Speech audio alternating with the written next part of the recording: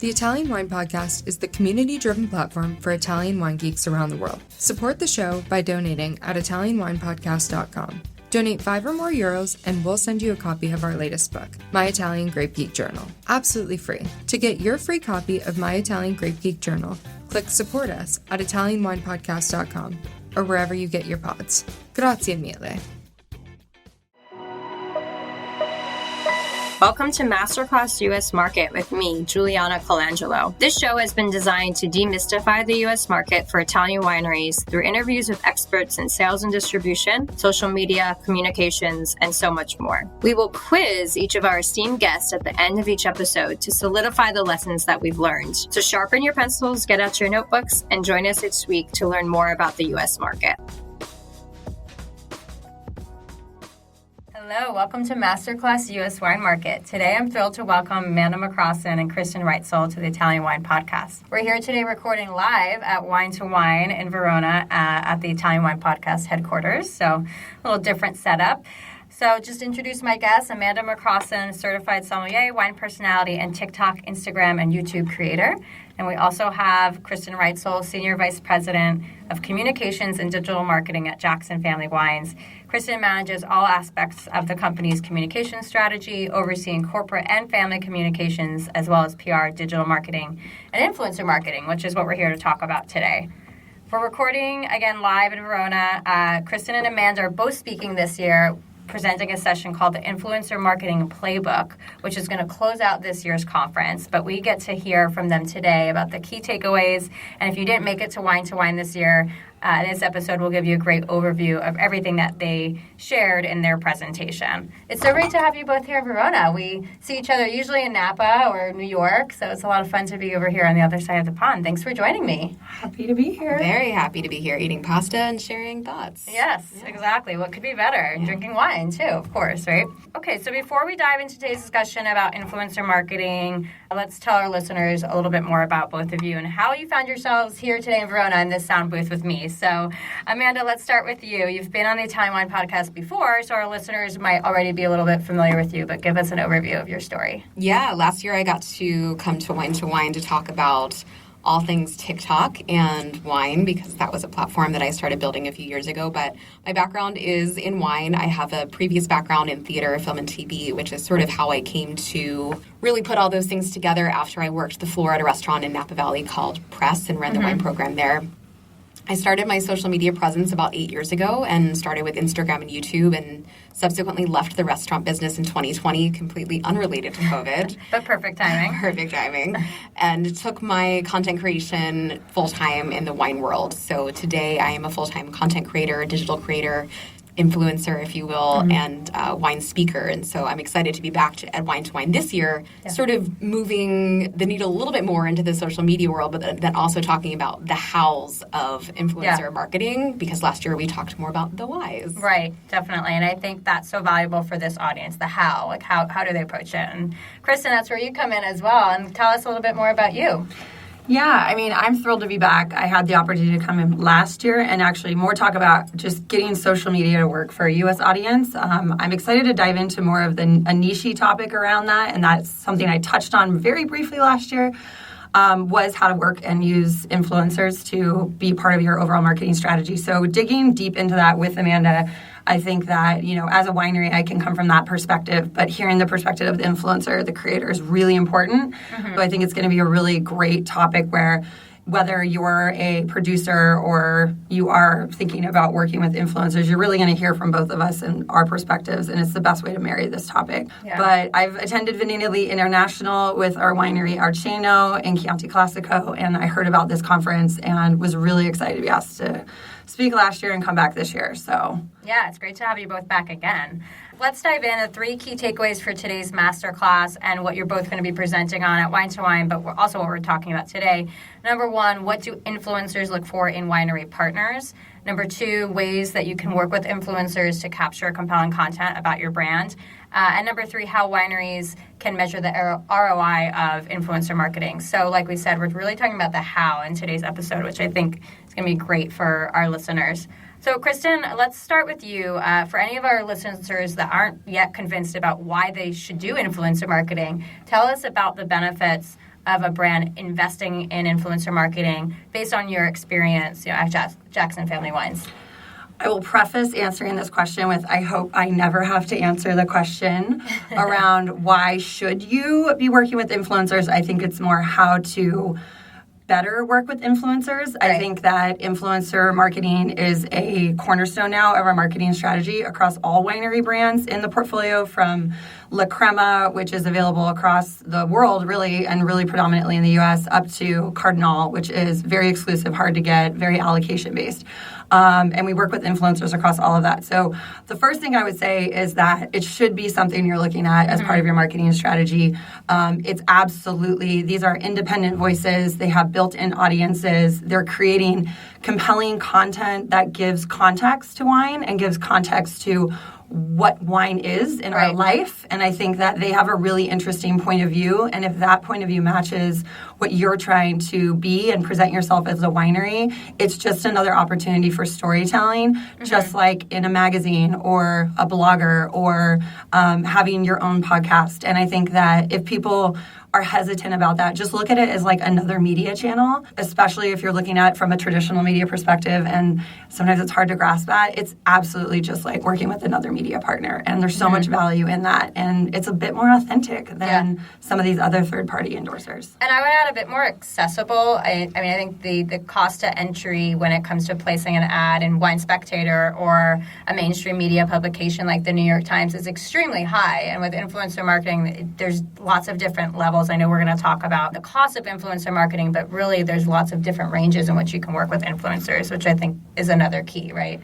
Yeah, and I think that there's so much more ad value you can get out of that partnership and that investment where you, I hate saying stretch your dollars more, but there's an opportunity for, utilizing that content, have someone else tell your story. And I think what's really different is this is a trust that their audience has with them. And the best influencers are ones that have a discerning point of view, and they don't just work with everyone. Right. And that's how they build that trust with their audience. And the value of that goes so much further. It's much more measurable. It's a lot easier to actually show ROI than sometimes placing an ad, especially if it's not a digital ad. It is really hard to be like, did that drive impact? Did that help lift, in the particular marketplace, or actually drive, be it top funnel marketing, like I'm just trying to drive awareness, or even low funnel conversion. I've always found it's actually really easy to prove the ROI of an influencer partnership. Yeah, because it's digital, it's much more trackable. Yeah. And, Kristen, you mentioned influencers aren't working with every winery partner or every partner in general. So Amanda, talk to us a little bit more, like how do you select the winery partners that you're going to work with? Yeah, there's a few sort of key points that I'm looking for. Obviously, those of us who are doing this full-time or even part-time are looking to make money. This is a career for us, so there is a financial benefit. But there's also like a professional benefit as well. So one of the things I'm looking for is obviously a brand partner who fits and aligns, as Kristen said, with my core values. But then the other big thing that I think even supersedes the financial and professional gain is also, does it add value to my audience? Meaning, if I put this out on my platform, what are they going to take away from that? And there's a lot of different takeaways that you can offer. It doesn't have to just be like a discount or, a new product. Sometimes it can just be a moment away from real life to look at something that's really beautiful. There is a voyeuristic component. So that's a big one. The other things that I'm looking for are, as simple as, does this potential partner have clear directives? Do they know what they want out of this campaign? I think sometimes when a winery or a partner approaches me, it's very unclear as to what they want. And sometimes the deliverables are not feasible. I think what they're looking for is not feasible. So a clear directive and realistic expectations would be huge. And then also, I think just a partner who understands that we're in this together, but I also want autonomy out of this partnership, the ability to create content that I know that it's going to resonate. And so I think one of the ways that I love seeing that is, hey, we really loved X, Y, and Z pieces of content, and we'd love to do something with you. And it gives me an idea of what they appreciate, what they like, and potentially a sample of like what they would want to see with their brand represented. Right. But I think one thing that you said that's really key for listeners to remember is that it's your content. Correct. And giving the creator and the influencer autonomy to create content that really resonates with their followers, because as you mentioned, you want to create content that adds value to your followers. And I think something to also talk about that's key in this conversation is reaching new audiences for wine and reaching new types of consumers. And I think there's a big opportunity with influencer marketing there. What do you both think, Kristen? Maybe starting with you, like how are you looking at influencer marketing through the lens of reaching new demographics? Absolutely. I think we talked a little bit earlier about those. They have this built-in audience, and that audience has built trust with that person. And it's through what they talk about, what they choose to talk about, probably more importantly, what they don't choose to talk about. They have that more discerning eye. So kind of going into that, I think that the goal setting and the vetting are two things that you have to have on both sides of a partnership. And I think that that's what kind of creates the most ideal partnership, where you're partnering with this person because you liked something that you saw. Yeah. You liked their message. You liked their content. If you're not vetting that partner in advance, like, please do not reach out to them, is what I would say. And to kind of Amanda's point, it sounds like on your side, you're like, yes, please know who you're talking to before you reach out to me. Much like you would give that same advice to, like, a traditional journalist. Right. Like, know their publication, know their beat, know their tone of voice, know their audience. Yeah. It's the same for influencers. And I think when you find that and you're like, wow, this audience really resonated with X, Y, and Z content, that's absolutely what we're trying to achieve with our brand goals. Then engage. And always remember, like, you chose this person for a reason because it aligned with your goals. You did your pre-vetting. So, yes, you have to allow them to have that creative freedom, because if you're going to control it too much, you're just going to sour the relationship on both sides. And then it's going to look forced to their audience. Right. And that's where you can just spiral kind of in the wrong direction. But we've really launched brands working with influencers. We've launched new products. We've launched events. We've had exclusively marketing campaigns that were anchored in influencer relationships to launch a new product and a new wine in a portfolio. Yeah. And because we knew there was this audience we wanted to tap that wasn't really the audience we already had. Right. And so they've been very successful. A lot of that ROI is, conversion to the website. Sometimes it's sales. Sometimes it's ticket sales. Right. So there's a lot of different ways that you can measure ROI, but you have to know, well, what's the goal first? Totally. And that's going to determine your KPI, and that's going to determine your ROI. Yeah, definitely. So there is thought that has to go into this. Of course. And, Amanda, when we're talking about creating successful collaborations, could you talk to us a little bit more about maybe a collaboration you found to be particularly successful for your audience, or maybe some of the type of content you're finding right now really resonating? Yeah, we've, over the past year, I've worked with a few different regional associations on some projects, and I think that, for me, has been some of the most interesting content, because I think, one, it reaches new audiences because you're touching on both travel and wine. And so those concentric circles start to spread out beyond just my audience. You get a lot more sharing and a lot more saving. And the content that I'm specifically referring to is a little bit more like itinerary based and or event based. And I think specifically the itineraries or giving an overview of a region is really helpful for people because it, one, gives them insight into the region, but also it talks about the region through the lens of wine, which is not often talked about. And I think it's content that people really want to see. Travel content, we already know, works really, really well within the social media spectrum. And so I think tying wine to that is great. And so the partnerships that I've done regarding that have required a lot of work on the front end in designing the itinerary and also knowing exactly what kind of content we're looking to get out of the itinerary. So very different than like a press trip where you're with lots of different people and the itinerary is a little bit more generalized. What I'm talking about is more specified. Like, I would go to a particular place really on my own, and I knew going into it, I had 3 pieces of content that I was going after. And so I think that preparation and that expectation was really, really helpful for both sides, and it gave us really clear parameters about what we were looking for versus me just being thrown into a situation like a press trip. And there's nothing wrong with press trips. I enjoy them very much, but I think it was a lot more constructive, and the outcome of it was extraordinary. I think, right now I've got a piece of content that is continuing to go viral and it's moving into circles that I never would have expected. Wow. And then just one sort of takeaway advice that I would have is if you're going to do that, one of the things that I found is really, really helpful if you're a regional association or even a winery that's designing this, having a centralized location with that specific itinerary that people can actually click to. People love an area where they can literally just see all the places that you went. And so one of the things that I did that you can utilize is I set up a ManyChat direct automation, so flow automation, so that when people saw my video, I directed them to say, comment itinerary, and that itinerary link was sent directly to their inbox. Amazing. And the conversion was incredibly high, and that not only fed the conversion, it also helped with the algorithm of the actual piece of content to help it go further and further. Yeah, that's amazing. And I think so many more people are using platforms like Instagram and TikTok to plan their vacations and their itineraries, right? So it makes sense that that content's performing so well. And I love that you brought that up, Amanda, because it's something that we've been using and experimenting with a little bit more, where a comment sends a direct message to that person's DMs. I think the one thing the reason it's working and it works so well is because people want to actually take what you're telling them and put it into action. Right. And I look at the way search is transforming, and, people that are, 40 and under are turning to social for search much more than Google or other large search platforms. And mainly it's because they don't have to sift through the content. Like, they're getting the content there. They want direct information, and they want to be able to action it really, really quickly.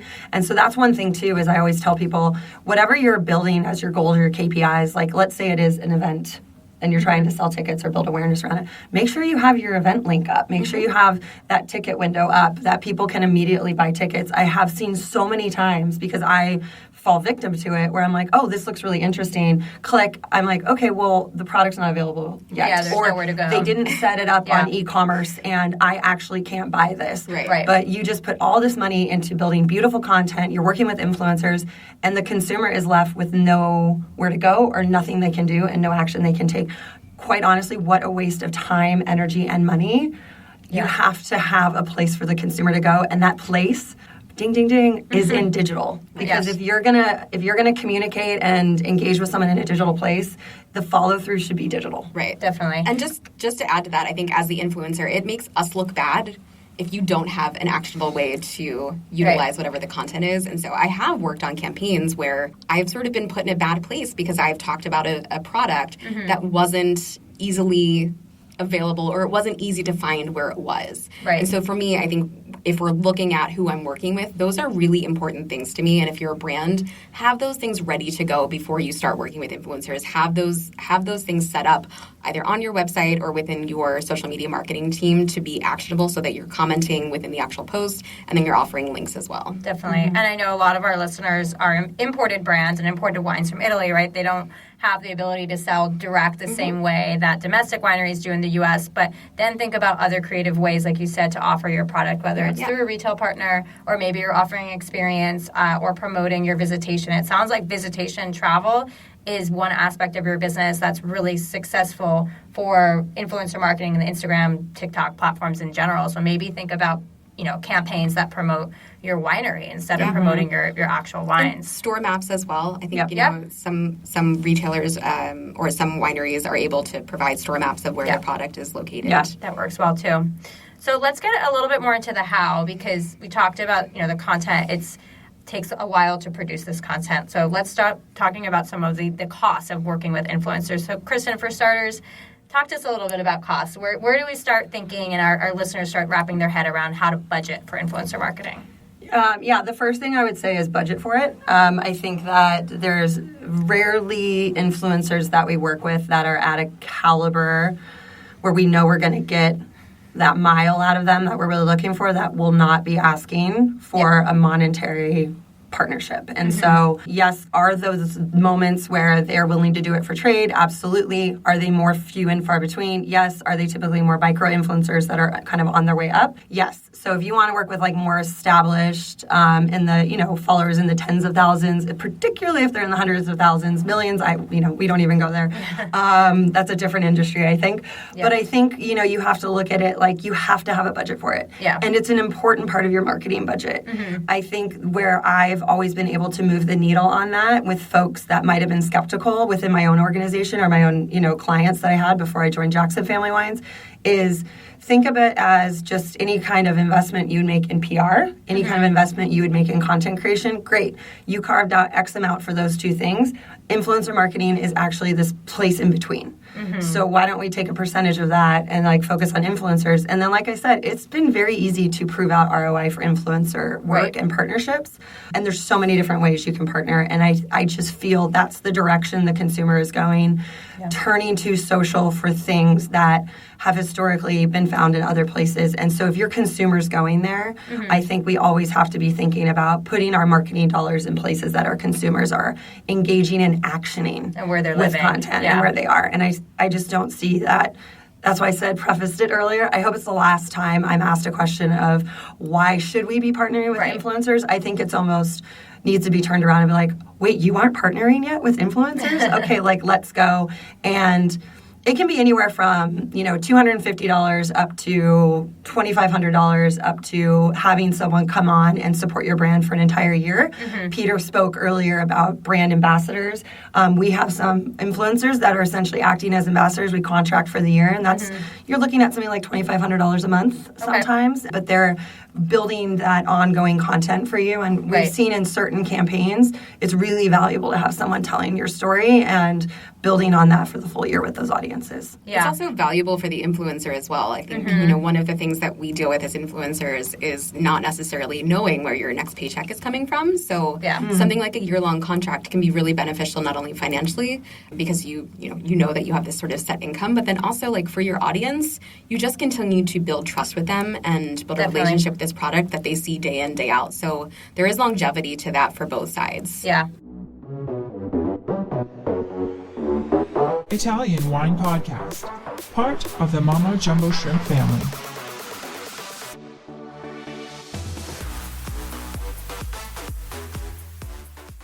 And, Amanda, when it comes to the cost that Kristen was describing, there's obviously a lot of production value, and anyone who follows you knows that and sees the incredible production value behind your content. So talk to us a little bit about your costs that you're incurring when you're creating content on your end. Yeah, a lot of it is time. I would say, in general, my posts from start to finish take anywhere in the realm of 8 to 12 hours per post between the actual concepting and scripting to the filming and then ultimately the editing and posting. That's still not factoring in revisions or anything like that. So there's a lot of time invested in that. And community management. You're also managing those, you're engaging with those comments and you're trying to respond back. Right. And that's hours of time. Right. And so I think, for me, I'm always thinking about not only what the time spent is in the actual content creation, I'm also thinking about some partners are, require a little bit more of a handhold. Some people really want a lot of email communication. They want a lot of meetings. And so to some degree, I am factoring that into my overall compensation structure, which is why when, wineries reach out, I often have some questions for them around what the scope of work looks like before we'll talk about rate. Really all that is to make sure that I can give you the best possible rate. I don't want to overcharge you. I don't want to undercharge you. I want it to be exactly where it needs to be. And so that initial outreach, I think, from wineries, since we're, it's sort of moving into this, how can wineries work with you?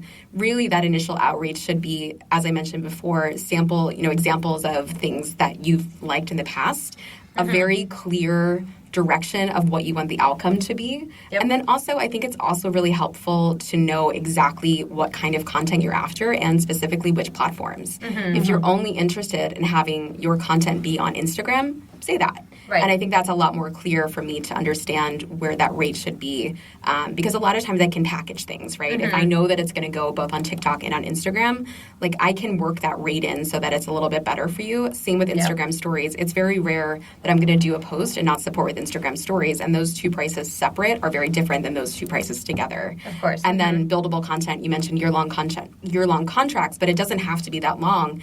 I prefer working with partners in a 2 to 3 to 4 month or 2 to 3 to 4 post contract where we're sort of bundling pricing. We've got it. For me, it limits the amount of work on the front end, because I'm working with the same client, and I think I can bring down price in that way. So there's a lot of ways to manage your pricing structure, and I think if you think about it from the influencer side, it makes a lot of sense, right? Ultimately, we want to make great content, but we also want to do it in a timely fashion. Totally. And you should appreciate that time and energy that they put into it, because that's content that you also can leverage. And I always say, like, you don't want them to rush it, because that's also someone representing your brand. We're doing a lot more collaborative ads right now. Those have been going really well with us because they're shared across both platforms. Okay. So it'll show up on La Crema, and it'll show up, like, if we were doing this with Amanda, it would show up on her platform. So it's like joint community management. We're seeing a lot of success with, like, just collaborations in general, where there's kind of a mutual goal and a mutual outcome. There's a benefit on both sides that sometimes can just be, you know, brand building. Totally. So knowing your value, I think, well, I jokingly say, know who you are. Oftentimes when I've just tried to help people start, like, with influencer marketing for a new brand, you know, small winery, friends of mine from Cal Poly enology programs, and I'm like, they're trying to target influencers that make no sense for their what their brand, like, look, feel, and identity is. And I think that's really, like, know who you are before you start asking other people to talk about you. That's just a general rule of any type of promotion.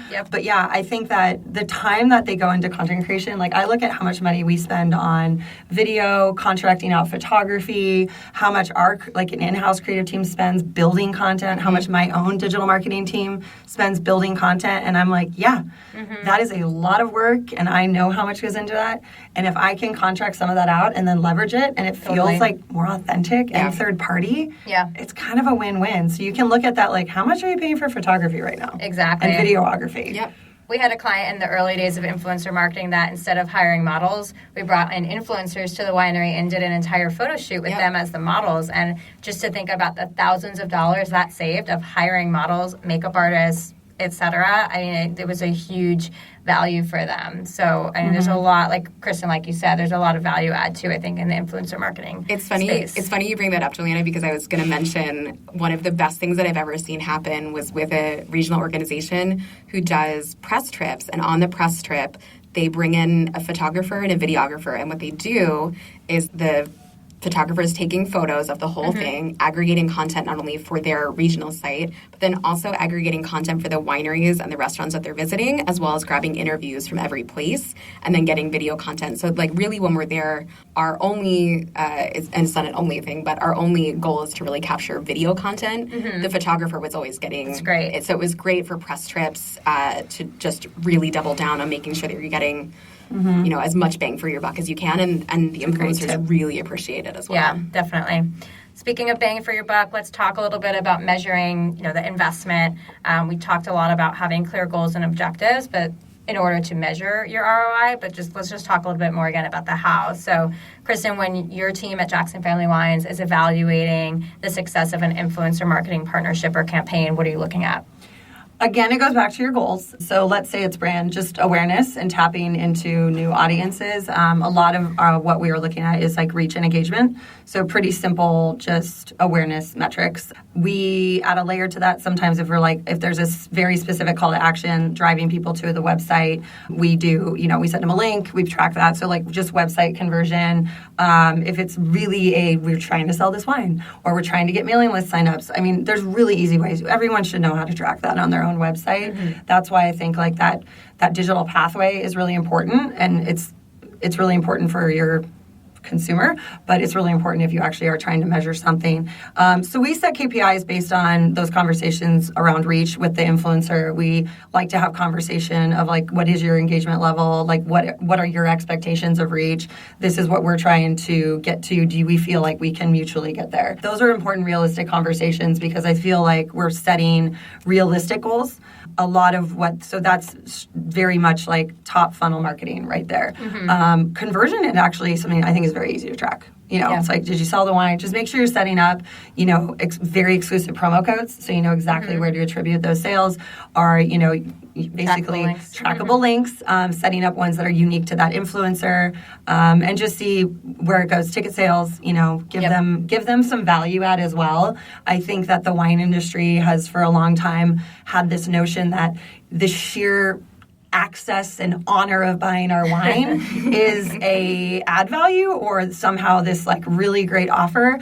To be honest, it's not. I think most consumers under 50 don't see that as much of an ad value unless we're talking about the like $400, $500, $600 bottles of wine, only 200 cases were made. Right. Like real scarcity exists and they know it because they can't buy it on the like secondary market. I mean, we have for the much internet, cheaper. we can see it. Yeah, and I just think like, and I laugh when I say 50 and under, 40 and under. I mean, these are not young consumers. I mean, these are like, Majority millennials, and we're getting older. And I think that we have to think about the fact that they're very digitally empowered and they're very confident in their buying because of it. So like, you can't really pull the wool over their eyes anymore. Nope. So be transparent, give them a pathway, and just be really realistic with your partners of like what your goals are. I love that when we've worked with Amanda and you've said this 100 times, like, what do you want from me? Is kind of the question. And if you can't answer that question, it's too soon. You're not ready to like engage. Take a couple steps back. So like take a couple steps back and think about like, what do you want from this person? Like follow them for a couple weeks. Like look at their content, look at the comments, look what their audience is engaged with the most and what they talk about, and then think about, is this a good fit for me? But what do you want from me? I think is really important to ask yourself. I can do a lot of things, but I cannot come up with your marketing plan for you. Yes, that is the winery's job. I agree 100%. That's our job. But And the Amanda, value's there in a lot of ways. Of course. Amanda, what kind of metrics are you typically providing or being asked to provide by your partners? Yeah, I it's always included in the contract. So one thing that I do want to recommend for wineries or agencies that are just starting out with influencer marketing, which hopefully we're not just starting out there, is to make sure that it's in your contract that you give to your influencer is, metrics reporting within a week. One thing that I've loved is there's a few platforms out there that will actually tie into the back end of your Instagram and your TikTok to show you the metrics in real time. So you're not screenshotting or updating, whatever. You can actually see them because things do happen over time and metrics change. And sometimes, content takes off at a later date after that 1 week of metrics reporting happens. So I love when they have that. I know it's not always possible. It can be expensive. Exactly. It can be very expensive. But then the other thing is just what I'm actually reporting is everything from likes and comments, obviously, but for me, the most valuable are the saves and the shares. I think those things really speak volumes about the content. It means that it's really resonated. It shows that people really want to engage with the content. It means that they either want to revisit it or they want to talk about it with a friend and have a further conversation. That means the conversation's probably continuing in the DMs in some regard. I will also screenshot relevant comments and share with some of my partners because I think that shows that not only was the content successful, but it also shows that it was meaningful. It shows that it shows what people really got out of it. And so if we're thinking about what our goals were, I'll try to find related contents that have met or exceeded the goal that we had in mind. Ways that I'll do that, obviously, I'll screenshot things. I'll report it in an Excel spreadsheet if they don't have ways to aggregate that themselves with a software program. But outside of that, it's really just screenshots and reporting and making sure that if anything major changes, that you update the client with that as well. Yeah. I think that's a very nice thing you do, too, with, like, updating the client. I think at some point, I do think, as the brand, you do have to step in and keep monitoring that content. What I love about what is happening with Instagram and on TikTok, even though we as a winery can't really be there yet generating content, even though I'm like, just wait, it will be there soon. Coming. Be ready. You never know. It'll be like tomorrow and we'll jump on it. But the lifetime value of content is such a different conversation now because of the way that TikTok and Meta and Instagram is aggregating content based on what you're looking for, what you've already engaged with, and content from months ago will get populated in your search feed, and then suddenly something Amanda did maybe 6 months ago, even 12 months ago, will suddenly go viral again and go crazy again because that topic became relevant again. And then boom, suddenly, oh my gosh, this content we created with her is suddenly going viral again because it's really relevant. So that's what I think, too, is like relevant content. But that's where you do have to continue to monitor that. And I do think like influencers that one of the takeaways, spoiler alert, in our session tomorrow is actually about like continuing the relationship. And I think that when you have someone, if it's like a one and done and you just like don't continue to build a relationship and foster it, even if it isn't based on an actual campaign, you lose valuable insights into like the success of your content. And so you have to look at it like any relationship be it with media, it's a media relationship. That's how I tell my team to look at it. But yeah, the lifetime value of content is just such a different ballgame now. And that, once again, is a really good reason to do influencer marketing partnerships because usually it's their content that is what's coming through as viral over and over again because they know what's going to resonate. Exactly. Yeah, it's topical. That print ad doesn't really come up in recycling at all on a digital space, right? Maybe it comes up in the recycling bin, but anyway. Someone's like 12th grade, or their project at school where they have to cut out sticks from the magazine. Yeah, exactly. Not exactly the marketing plan we had in mind. I mean, there's a time and place for print ads, but I think hopefully we've convinced everyone the value in influencer marketing from that digital perspective.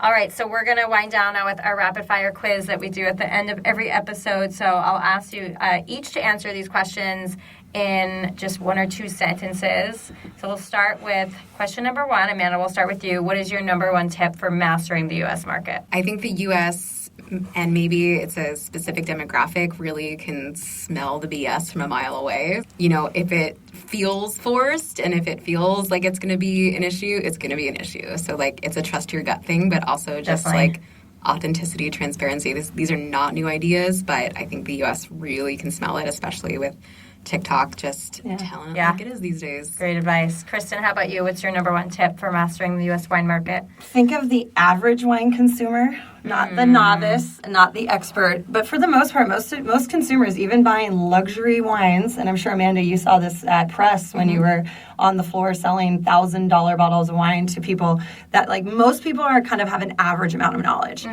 And they're buying luxury products. They're buying wine in the grocery store. Most of them are the average wine consumer. We tend to overcomplicate wine all the time, and I think we convince ourselves of that in the luxury space even more because we make this assumption that higher-end wines means smarter consumer or more expert consumer. That's actually not true when you look at the research and the consumer research. So I think that you really need to think of the average consumer, not the novice and not the expert, and kind of try to zero in the middle. I think, I always say, the middle is a lovely place to be because that's where most of your consumers are. I like that too. There's other ways to target the other two. One of my favorite things to do is go to, so I spend a lot of time in Pennsylvania, and I will go to the PA fine wine and liquor shops, and I will just walk around for 20 minutes, and I listen to what people are asking for, what they're talking about, how they're motivated, and what scares them, and it's so telling, and I highly recommend anyone do that. Grocery stores, Costco, Total, any of your big stores where there's a lot of people making a lot of different decisions, usually in that sort of average. Don't go to your super niche place. Go to something bigger.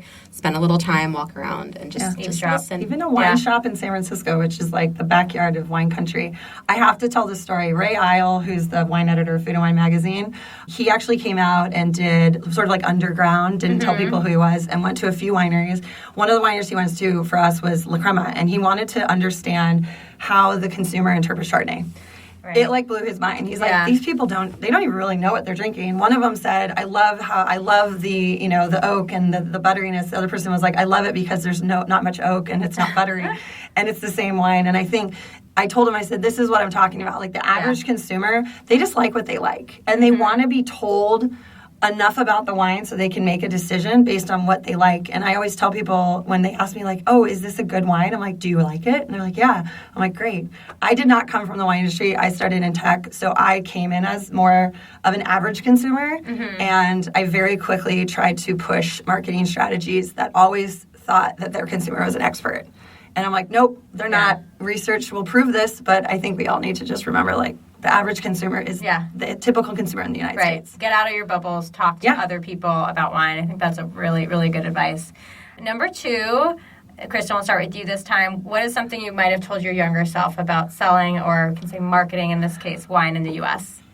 My younger self? Well, having come from a completely different industry, I think I would have told myself to be patient. I brought a lot of new ideas to the wine industry, but I kept raising my hand. I kept pushing. I didn't stop. There's ideas I brought into the industry when I started 12 years ago that I'm starting to finally see realized. And I just didn't let it go because I knew it was the right thing because it was very focused on the consumer. But I would just remind myself to always have patience, continue to push if you feel it's the right thing to do. And I always just tell people, stay curious and ask questions. And if you do those things, I think you'll stay ahead. But I think patience is important. New ideas are hard to latch onto in any industry. And so when you're bringing new ideas, just like anyone out there, that is going to try to push influencer marketing into their brand or winery or owner or organization or winemaker, if you know it's the right idea, just don't let the first no stand you down. Great advice. And have patience. Yeah. Amanda, how about you? What is something you might have told your younger professional wine self? Yeah, I'm like Kristen. I didn't come from the wine world, so there's a big learning curve for me when I was 24, 25 getting into it. But I think in the content creation world, one of the things, and I think in general, like one of the best things you can do is have an opinion and a point of view. And I think when I was younger, I really wanted to be everything to everyone. And I realized over the years that it's one, it's not possible, and two, that's not how you build a truly engaged audience. Like, you really have to stand for something, and it can't be everything. And I think that's important for wineries to understand and partners to understand as well, that my brand is for a particular audience. And it's a reflection of me and my likes and dislikes.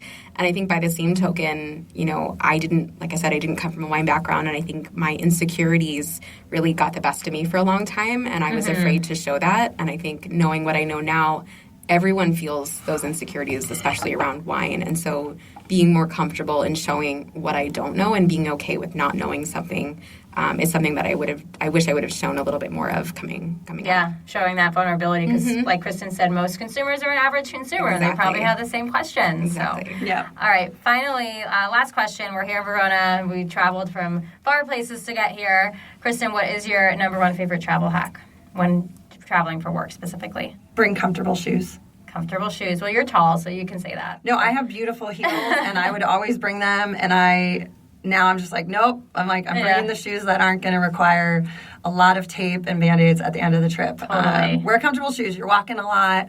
You don't want to be in pain. Great tip. Great tip. For those, and men too. I've had a lot of men wish they brought different shoes. Great point. But those Italian shoes are beautiful, but got to break them in. Oh, yeah. Amanda, how about you? This was something that I was influenced to buy, conveniently. This is a cord organizer and storage bag. I'd seen it a million times on TikTok before, and I was like, oh, that's like kind of cool to have. And I went to go buy something else, and it popped up, and I was like, I should just have one of these. And it's been such a game changer for me. This is literally just like a flat bag that has all these little like elastic things on it where you stick your cords and your chargers in. And why I love it is because when I go to leave my hotel room, if one of those is missing, I know that I've forgotten a cord or a charger. And the amount of times that we've all left them in our hotel rooms and other places, I can look at this bag and know, like, all right, this is missing, and this is what needs to go in there. I have seen that, and now I feel like I need to buy. But I want to like go back to the beginning of your story, because TikTok made her buy it everywhere. Yes. Just remember, she was influenced by the influencer was influenced. Yeah, it's a real thing, folks. It's It's like I think it's a $25 billion industry. Sounds about right. Yeah. Yeah. So it's an industry. Definitely. It's a thriving industry. So you probably want to be a part of it. Definitely. Thank you both so much for joining me here today in Verona. How can our listeners connect with you? Kristen, we'll start with you. Yeah, you can find me on social media at Vineball, Vineball, just like it sounds. And then also on LinkedIn as Kristen Reitzell. Those are the best two places to track me down. Great. Amanda? No surprise. You can find me on social at Somvivant, SOMMVIVANT on Instagram. It's the same thing with an underscore between the Som and the Vivant on TikTok. I did a little survey of influencers to ask how they prefer to be contacted. And it was via email. So most of us have a little email button on our Instagram. Great. Or a way to contact us. I do as well. So if you are interested in partnering or have more questions, please shoot me an email using that function. I have to say I'm the same. I really hate when people DM me like work questions or ask to I'm like, please just email me. That's the only way I can keep everything organized. I always tell them, like, you can message me on LinkedIn. I will answer you, and I will give you my email. And I'll give you my email. Exactly. Yep. People aren't seeking me out as much, but I will say, like, I've helped. I do help and give advice to folks that are starting out and wanting to take a step forward. I'll look at, this is my plan, and I'm like, this looks great. And so I love when people are willing to kind of take a leap into something that is unfamiliar to them, but they know is right. And so always happy to impart advice from the winery side, because we do it from the big to the small. We appreciate hearing that. All right. Thank you both again. Thank you. All right, thank you. Thank you for joining me today. Stay tuned each week for new episodes of Masterclass US Wine Market with me, Juliana Colangelo. And remember, if you enjoyed today's show, hit the like and follow buttons wherever you get your podcasts.